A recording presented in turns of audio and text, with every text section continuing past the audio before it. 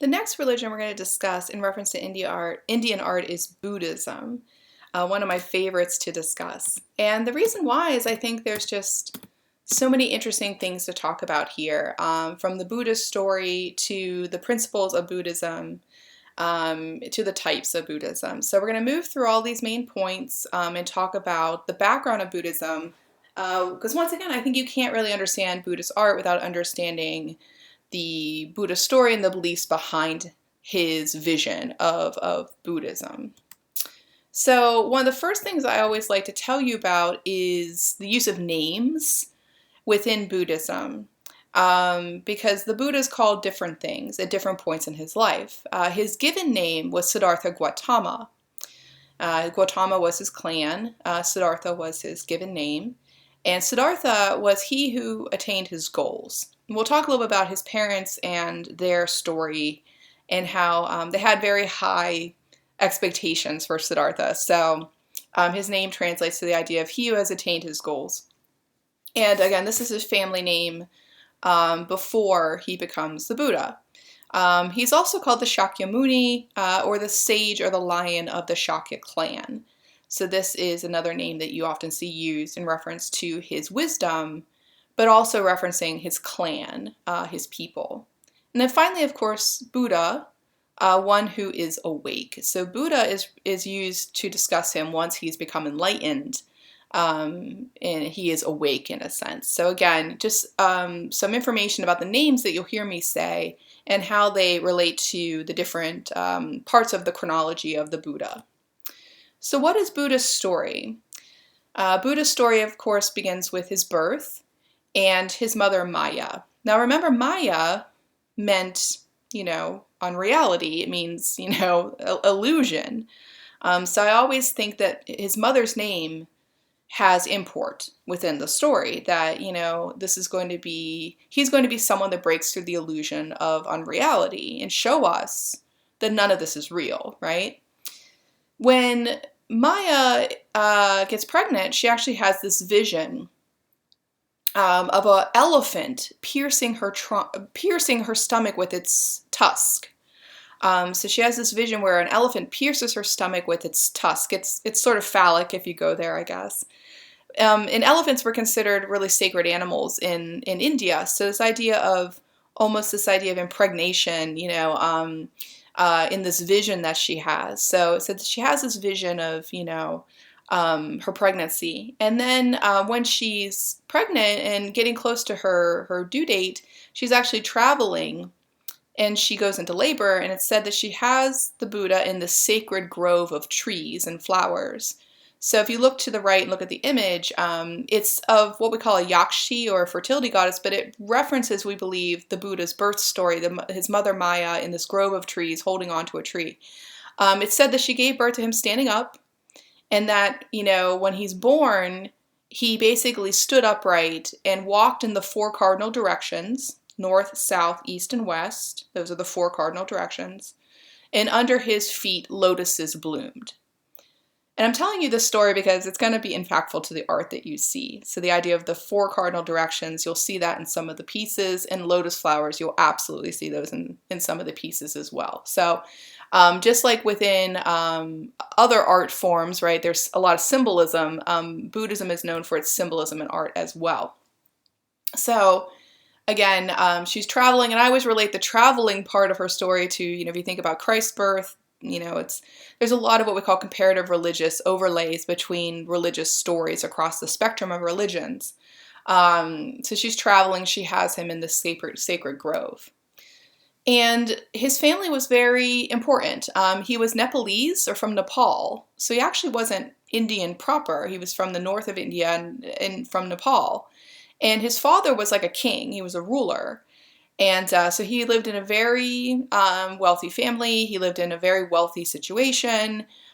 His life was pleasure. His life was happiness. And his father, Shuddhahana, tried very much to make sure that he was sheltered. Shuddhahana had gone to like a fortune teller and asked about Siddhartha's path, And the fortune teller said, like, I see him rising to be a great leader. And Shujohana was like, great, great, sounds good. You know, he's going to be a king like me, a ruler like me. Love it. And then the fortune teller was like, well, no, that's just one path. And he's like, no, you can stop now, right? But he's like, the other path is I see him being a great philosopher, a great religious leader. And Shujohana didn't like that because religious philosophers at this time are considered kind of like these dirty guys who lived in caves in the woods and stuff. No, they were what they called ascetics. We'll talk a little bit more about that too. These meditators who would go out and live in nature, live in a cave somewhere. He was like, yeah, that's not what I want for my son. So Shujohana, in a sense, he wanted the first outcome. He wanted Siddhartha to be a great leader. So he kept him in the palace. He kept them very sheltered. He arranged his marriage. And along the way, Siddhartha started to question. He was married. He had a child. You see that in the image that here. He started to question, like, am I seeing the world correctly? So he decided to sneak out of the palace. When he snuck out of the palace, he realized that his whole life had been a lie, that he had been sheltered and lied to by his family. And so it's said that he is walking around through the village, the town he lived in, and he's like, what am I seeing out here?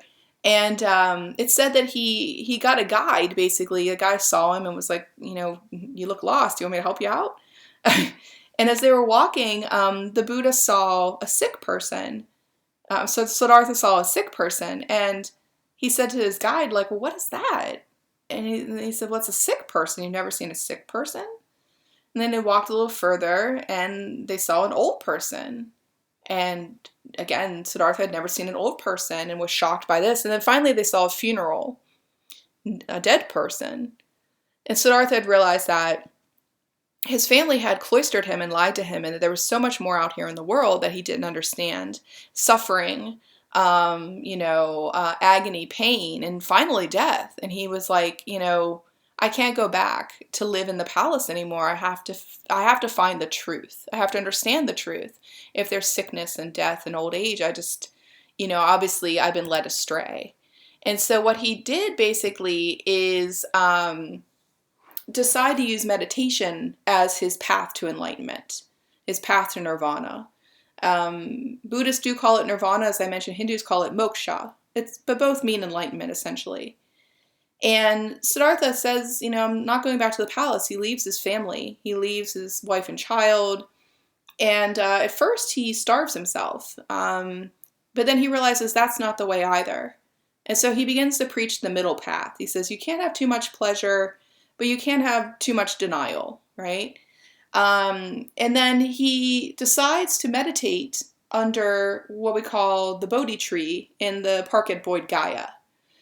This is a real location. You're seeing it here in the picture to the right. You'll notice it's covered with prayer flags today. And this is said to be where the Buddha sat down and he said, I'm going to meditate until I find nirvana. He's tempted by, evil. He's tempted by, lust. But finally he does find nirvana. He does clear his mind in his path. And it's said that he touched the earth to call it to witness his enlightenment, his nirvana. And then he decided to become a teacher. So he became the Buddha, the one who is awake. And he used his awakeness to teach others. So it's important to understand that Buddha had already found nirvana, but he chose to stay on earth to help others, in a sense. And I use earth loosely. He chose to stay in our mortal coil, right, to help others along. And so he began to preach in the Sarnath Deer Park. Again, another real place that you can go today. It literally has deer in it. That's why it's called that. And it's said that he began to spin the wheel of law. It laid down the principles of Buddhism until it became kind of a concrete path of philosophy or wisdom. And then he retreated into nirvana, in a sense. So that's his story. And again, that's why some people question whether this is a religion or a philosophy. I'm always like, call it what you want. It's a path, right? It's a way of thinking. And what it chooses to focus on is the idea that we're very ignorant. And we're ignorant because we choose to suffer. We choose to let the Maya, the illusion, control us. We choose to see what's around us as reality, and we choose to make it a trap, in a sense.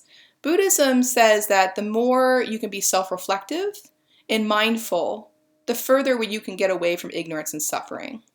Self-reflection means you have to really look at yourself truthfully, because none of us are perfect. We all have our issues. We all have our foibles, right? Our problems. But mostly, people try to turn away or disguise those things or apologize for them or, explain them away. And what Buddhism says is, no, you need to be self-reflective. You need to say, I'm a procrastinator. What can I do to fix that, right? What can I do to understand that, right? Or I'm too emotional. I get upset with people too easily. What can I do to make sure I'm not emotional, right? Make sure I don't get upset by people. One of my guiding principles is there's no one I can control but myself. Because when you're a professor and you deal with upwards of 200 to 250 people a semester, I'm sure you can understand it can get frustrating. So I had to remind myself that there's no one I can control but myself. And that helps me, keep emotionalness out of my teaching practice, right? I try to be helpful, but I also understand that, I can lead the horse to water, but I can't make it drink, right? So I try to be self-reflective and mindful of what I can control and what I can't control. And I try to be mindful of what are my weaknesses, right? And how I can look at those things and practice on getting better at them. So Buddhism says you have to really kind of use a clear eye on yourself. You have to be mindful of what you're not so great at. You have to be honest and truthful with yourself, right? Or you're going to keep suffering. You're going to keep falling and failing because you're choosing to live in ignorance. And ignorance is an interesting word because ignorance is a choice. Ignorance is you could know something, but you choose not to.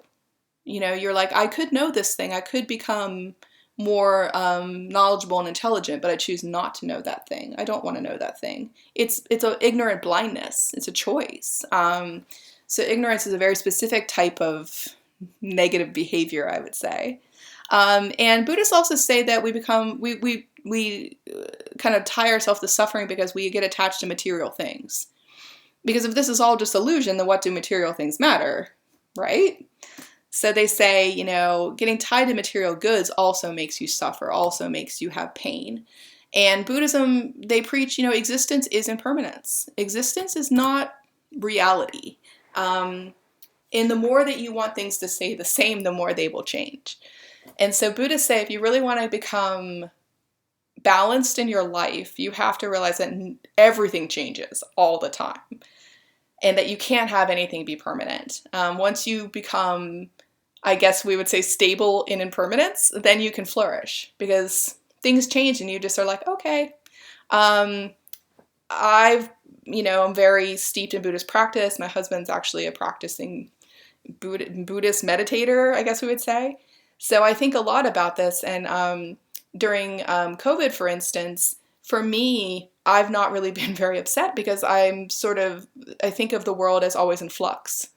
There's going to be setbacks. There's going to be things that are bad. And you can either try to ride the wave of that or you can be upset by it. You try to see the positives within the negatives because existence is all about impermanence. None of us are promised 1 second past the second we have, right? And so Buddhists say you shouldn't get upset or, upset with setbacks or, this is the natural course of the world. Things can go from good to bad in a heartbeat, you can lose somebody you love later today. Nothing is promised to you. And so, they really live in the moment, essentially. And that's one thing I really love about Buddhist practice is that there's a sense of the moment, that you should live in the now because you have no idea what's coming next. It's freeing in a way, And there's this phrase in Buddhism, if you see the Buddha on the road, kill him. What does it mean? It means you shouldn't be attached to anything, even the Buddha, The idea of the concept of the Buddha is to guide you, but you shouldn't become fixated on it or attached to it. Everything is impermanent. Everything leaves you at the end of the day. Again, some people can see this as a negative, but I see it as a positive. It's about understanding what you can control and understanding that nothing's going to stick around forever, not even you, right? Buddhism is guided by the paths and the truths, as we say. And these are the things that the Buddha taught to his disciples or his students. You know, in the Sarnath Deer Park, when he spun the wheel of the law. The middle path is the first one, and it's what I said before, it's about balance. He had grown up with wealth and privilege, and he said that's not the way. And he had also starved himself like an ascetic would. Ascetic, by the way, is spelled A-S-C-E-T-I-C. A-S-C-E-T-I-C, ascetic. And it was these meditators, these holy men in India. Again, people that gave up everything and like lived in caves. And they would often starve themselves. And he said, well, that's not the way either, you know? And by the way, this is not a very seen image of the Buddha. Him as the emaciated, starved Buddha. You don't see this. I was lucky to find this sculpture because you don't find many depictions of this. But what the Buddha says is, to me, a very simple thing. It's this idea that you have to have balance. Not too much pleasure, not too much pain. You need to be somewhere right in the middle. You need to be balanced. And a lot of religions sometimes preach self-deprivation, and the Buddha would be like, that's ridiculous. Self-deprivation is not the way. It's not the way you do it. It's not the way to succeed. And Buddhists also talk about the Four Noble Truths. The idea that suffering exists, suffering is caused by wanting, suffering can be ceased, and meditation is the way. Now, normally in class, I have what I call the Buddhist Macarena that I do. If you don't know the Macarena, Google it. It's from my high school days. It'll haunt you in your dreams. But it was a dance, basically. So when I'm in class, I put my hands out flat in front of me, like suffering exists. Here it is, right? And then I pull my fingers towards me like it's caused by wanting things. And then I make them into an X in front of me. It can be ceased, it can be stopped. And then I go into prayer posture with my hands. Meditation is the way. So flat hands out towards you, it exists. Pulling your fingers towards you, it's caused by you craving and wanting things. X in front of your body, you can't stop it. In prayer position, hands, right? Meditation is the way. I think sometimes it helps to, remember these things through, a little action orientation, right? So that's my Buddhist Macarena for you. So again, notice that Buddhists want to get away from suffering, and they try to eliminate all the ways that suffering can be introduced into their lives, and they focus on meditation as the way to clear their minds and clear their path. They also have what we call the Eightfold Path, which is about the right way to do things, the right kind of aspirations, the right kind of effort, the right kind of views, etc. Everything in their mind should be about the right things you do. Karma, right? You want to have good karma because you might be reincarnated. You may not find nirvana this time around, right? So you should be doing the right things always. Now, how can you see these things applied? You should work for the good of others. You should control your thoughts.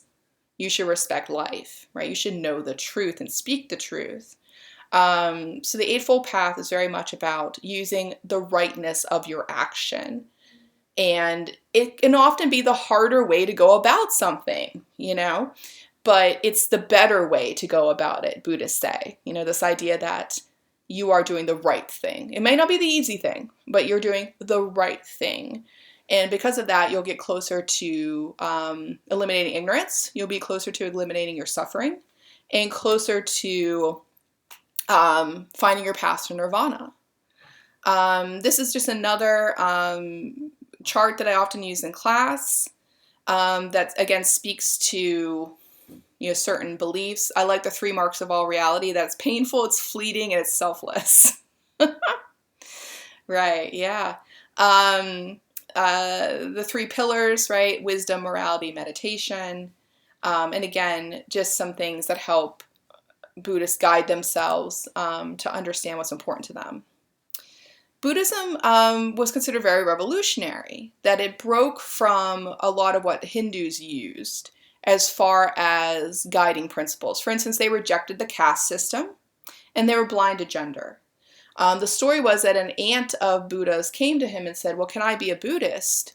Because in Hinduism, it was not typical for women to be Brahmins or teachers, and he was like, well, I don't know why you can't be like, a Buddhist, why you can't, do these things. And then she was like, well, can I be like a nun? I mean, I'm not using the words they would have used, but monks at the time were just men.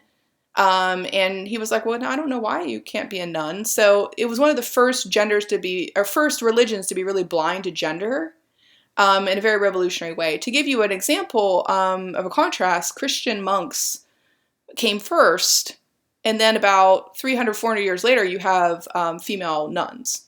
So it took a long time in Christianity for women to be allowed the same privilege of giving their all to their religion, leaving the secular world.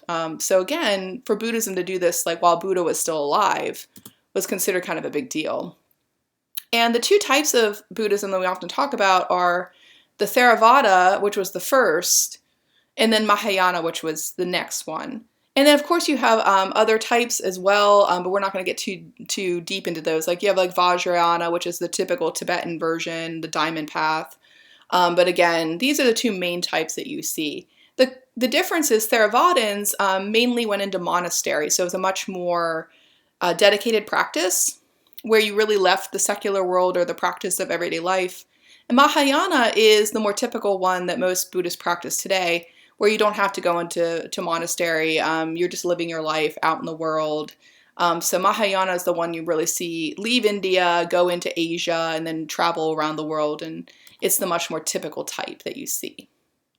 Now that we know all that, of course, we can talk next about Buddhist art.